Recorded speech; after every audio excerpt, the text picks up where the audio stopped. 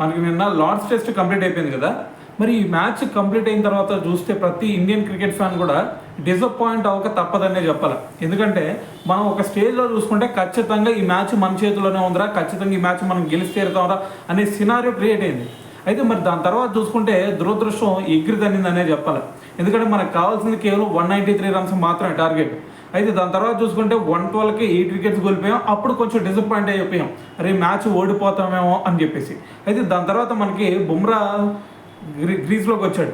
అయితే మరి ఎప్పుడైతే బుమ్రా వచ్చాడో ఒక పక్క నుంచి మనకి జడేజా ఇన్నింగ్స్ ఆడుతూ ఉంటుంటే ఇంకో పక్క నుంచి మరి సపోర్ట్ అందించాడు బుమ్రా. అయితే ఎప్పుడైతే బుమ్రా అవుట్ అయ్యాడో మరి ఎలాగ సాగిద్దా అనుకున్నాం అందరం. కానీ దాని తర్వాత సిరాజ్ నేను కూడా బ్యాటింగ్ చేయగలను అనే విధంగా మరి నిన్న బ్యాటింగ్ ఆడాడు.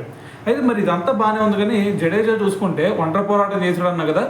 దాంట్లో అతని ఇంప్లిమెంటేషన్ కనుక ఒకసారి చూసారంటే 150 బాల్స్ ఆడి 50 రన్స్ కొట్టాడంటే దీన్ని బట్టి అర్థం చేసుకోండి ఎంత కమిట్మెంట్గా ఎంత బాధ్యతగా ఆడాడు అనేది ఈ ఒక్క ఇన్నింగ్స్ సరిపోతుంది.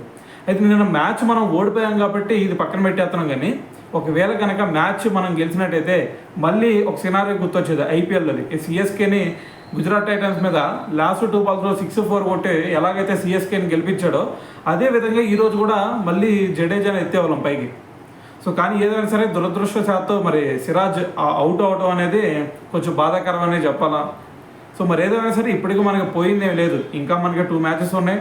ఇప్పుడు ఒక మ్యాచ్ మాత్రం వాళ్ళు లీడ్లో ఉన్నారు.